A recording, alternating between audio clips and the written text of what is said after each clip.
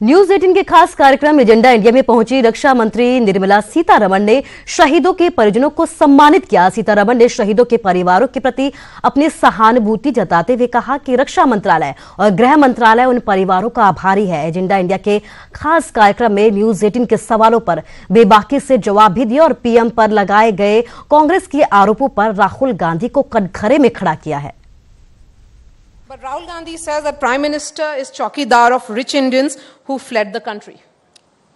Each time he calls the Prime Minister a chore, chowkidar chor hai, when he says that, I want each one of us to remember two things. One, he has till today not shown any worthy proof to say what wrongdoing the Prime Minister has done, but goes on calling him chowkidar chor hai. And who is this? Who himself is out on bail. Out on bail, not on a political matter. You know, sometimes when you protest, political disturbance happens, and therefore the government in power, which is, let us say, assume on a different political platform, arrests you, puts inside for a protest. 144 section is in place. You're not supposed to go and do protest, but you protested. Therefore, you were arrested. That's a different thing. Arrested and given out on bail, that's a totally different thing.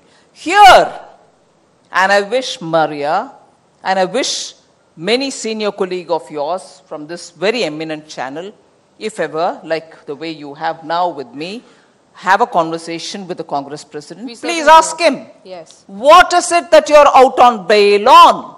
What's the offense?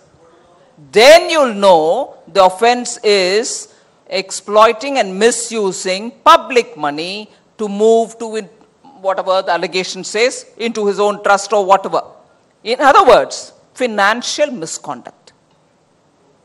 And he is calling somebody a chore on whom there's not even an FIR. Not today, since the time he's been in public life. Congress के राष्ट्रीय अध्यक्ष राहुल गांधी 2 सीटों से चुनाव लड़ेंगे। अमेठी के साथ राहुल वायनाड से भी चुनाव लड़ने का औपचारिक ऐलान अब हो गया है। इस औपचारिक ऐलान के साथ ही सियासत भी शुरू हो गई है।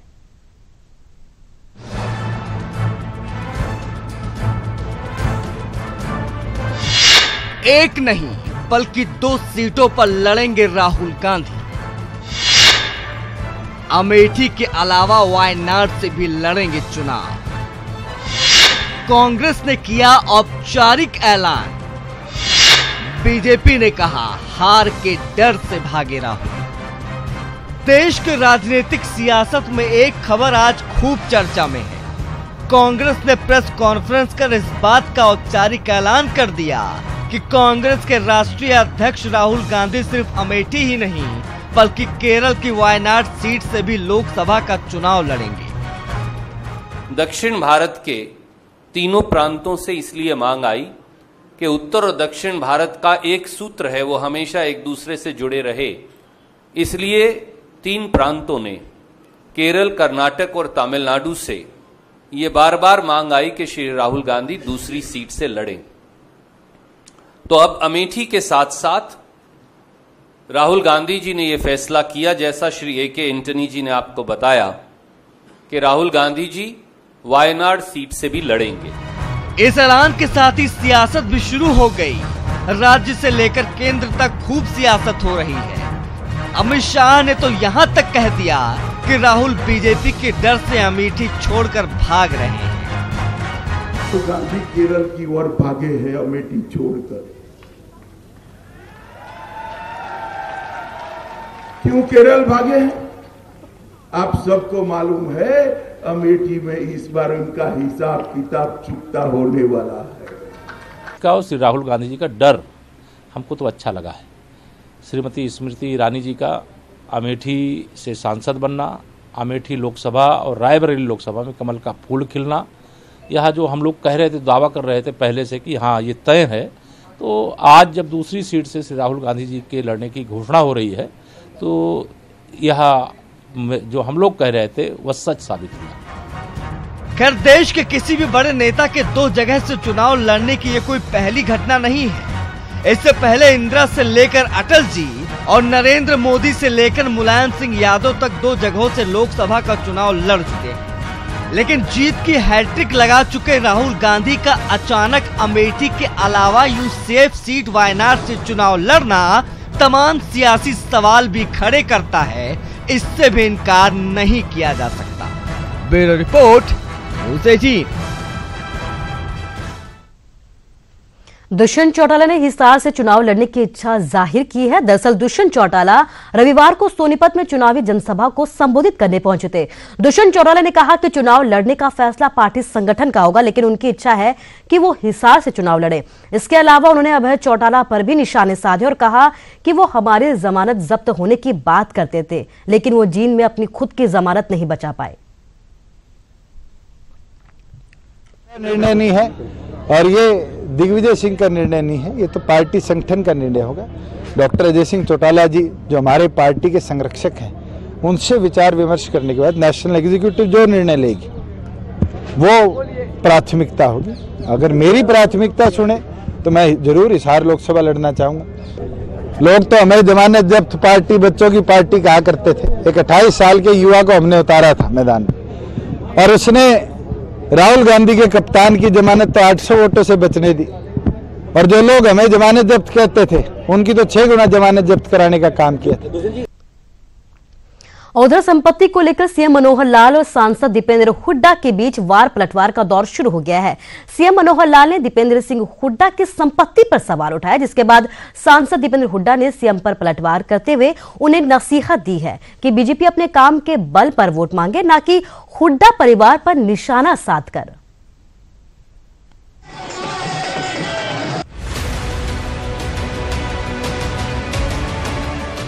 लोकसभा चुनाव में जीत के लिए हर दल ने जोर आजमाइश तेज कर दी है। एक दूसरे के गढ़ में सेंध लगाने की कवायद हो रही है।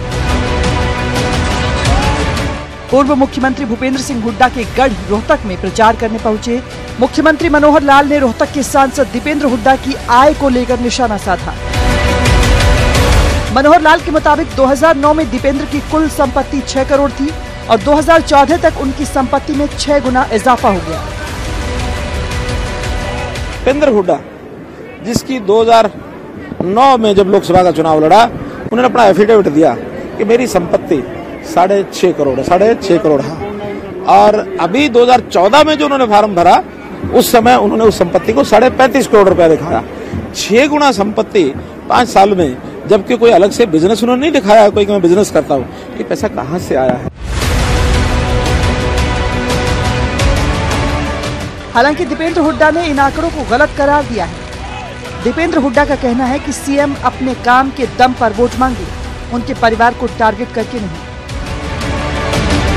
पहली बात तो उन्होंने गलत आंकड़े दिए हैं, गलत ही आंकड़े दिए हैं। वो एफिडेविट तो इलेक्शन कमीशन में, उससे लेके आप उनको आंकड़े देने चाहिए।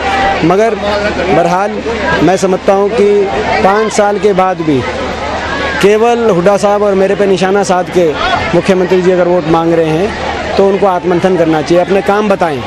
5 साल में क्या काम किया, कहा वो काम बताएं। बहरहाल ये चुनाव का मौसम है और आरोप प्रत्यारोप का दौर जारी है। अब ये देखना होगा कि जनता किसके आरोपों को गंभीरता से लेती है। रोहतक से धीरेन्द्र चौधरी और झज्जर से प्रदीप धनखड़, न्यूज़ 18 हरियाणा। तो उधर रविवार को कांग्रेस की परिवर्तन बस यात्रा का पलवल में समापन हो गया। 25 मार्च को गुरुग्राम से शुरू हुई 6 दिन की यात्रा में हरियाणा कांग्रेस के नेता एक बस में सवार हुए और एकजुटता का संदेश देने की यहां कोशिश की गई है।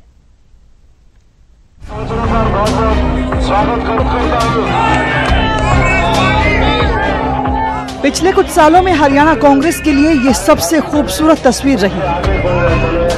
पिछले 6 दिनों में कांग्रेस की बस यात्रा का रूट बदला, शहर बदला, लोकसभा क्षेत्र बदला, लेकिन ये तस्वीर ज्यों की त्यों बनी रही, या यूं कहें कि बनवाई गई। 6 दिनों की परिवर्तन यात्रा के दौरान हरियाणा कांग्रेस ने यही दिखाने की कोशिश की कि कांग्रेस में सब ठीक ठाक है। और अब तो हुड्डा साहब ने भी कह दिया कि अशोक तंवर से उनके मतभेद हो सकते हैं, मनभेद कभी नहीं रहा। गुटबाजी कभी नहीं थी, बाकी मतभेद हो सकते हैं लेकिन मनभेद कोई नहीं। अब ये माना जाए कि चुनावों में मनभेद भी खत्म हो गए? मनभेद था ही नहीं। मतभेद होते हैं मुद्दों के, ये जो होते हैं विचारधारा का ये हम तो कांग्रेस के विचार के धारा ही हैं। जब कांग्रेस के थे, गांधी जी थे जब उस समय अलग अलग नेताओं की अलग अलग विचारधारा थी, लेकिन फैसला करने के बाद तो एक होते हैं। गुटबाजी के सवाल पर अशोक तंवर तो 2 कदम और आगे बढ़ गए। उन्होंने कह दिया सिर्फ दूरियां कम नहीं हुई, बल्कि अब तो दिल भी मिल गए हैं। दिल भी मिले हुए हैं, विचार भी मिले हुए हैं, लक्ष्य भी मिला जुला है और उसका नतीजा भी मैं समझता हूं कि 100% सफलता के साथ आएगा। और परिवर्तन यात्रा के जरिए हरियाणा कांग्रेस में हुए इस परिवर्तन से हरियाणा कांग्रेस की प्रभारी का दिल बाग बाग हो गया। और मुझे बहुत खुशी है कि ये बहुत यात्रा अच्छी रही, यात्रा सफल रही। सभी लीडरों ने कोऑपरेट किया, एक ही मंच से, एक ही स्टेज से, एक सुर में सबने कांग्रेस की बात की, एक दूसरे की तारीफ की। गुटबाजी गई, मतभेद मिटे, दूरियां नजदीकियों में तब्दील हो गई, तो अशोक तंवर ने भूपेंद्र सिंह हुड्डा को लोकसभा चुनाव लड़वाने की वकालत तक कर डाली। तो हुड्डा साहब को चुनाव लड़वाने का कोई इरादा जताया आपने या कोई बात की? हुड्डा साहब जहां से चाहेंगे वो पार्टी मिलकर के फैसला करेगी। ये दंगल है और दंगल जो है मजबूत पहलवानों से जीता जाता है। जो मजबूत है वही दंगल में होगा। बहरहाल अब देखना ये होगा कि टिकट बंटवारे के बाद भी क्या हरियाणा कांग्रेस में एकजुटता कायम रह पाती है। फरीदाबाद से दीपक कुमार, न्यूज़ 18 हरियाणा। क्या हरियाणा में कांग्रेस और आम आदमी पार्टी मिलकर चुनाव लड़ेगी? ये सवाल इसलिए कि दिल्ली में गठबंधन पर बात नहीं बनने पर आम आदमी पार्टी की कोशिश है कि यहां गठबंधन का फॉर्मूला फिट हो जाए।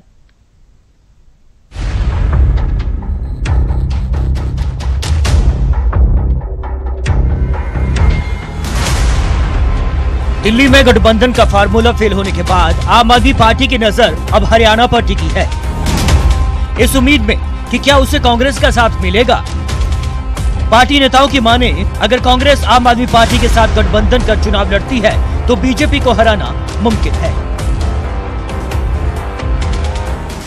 हरियाणा के जो फीडबैक आ रहे हैं उसमें ऐसा लग रहा है कि अगर वहां पर अपोजिशन इकट्ठा होता है तो वहां भी भारतीय जनता पार्टी को 10 सीटों पर हराया जा सकता है। के संविधान को, देश के स्वतंत्रता आंदोलन की विरासत को बचाने के लिए, लोकतंत्र को बचाने के लिए लोग इकट्ठा हों और इस तानाशाही को हराएं। फिलहाल आपने गठबंधन की गेंद कांग्रेस के पाले में डाली है, लेकिन कांग्रेस ये पहले ही साफ कर चुकी है कि हरियाणा में पार्टी अकेले दम पर चुनाव लड़ेगी। ऐसे में आम आदमी पार्टी की उम्मीदों को झटका लग सकता है। कई बार बीच बीच में वो ये बात कहते हैं कि वो हरियाणा में समझौता करना चाहते हैं, लेकिन हरियाणा कांग्रेस का सर्वसम्मति से ये मत है कि समझौते की गुंजाइश है नहीं, बाकी अभी समय है। आम आदमी पार्टी की ये सारी कोशिश बीजेपी को रोकने की है और बीजेपी को बैकफुट पर लाने के लिए आम आदमी पार्टी गठबंधन को ही बेहतर विकल्प मान रही है। लेकिन फैसला कांग्रेस के हाथ में है कि क्या वो झाड़ू हाथ में थामकर मैदान में उतरेगी। दिल्ली से रवि मिश्रा, न्यूज़ 18 हरियाणा।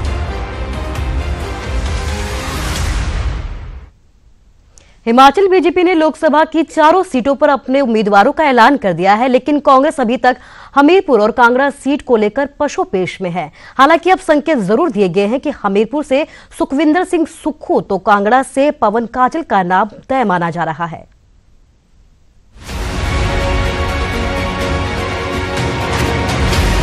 लोकसभा की 4 सीटों पर उम्मीदवारों के नाम का ऐलान करने में कांग्रेस के पसीने छूट रहे हैं, तो वहीं बीजेपी इस मुद्दे पर लगातार कांग्रेस पर निशाना साध रही है।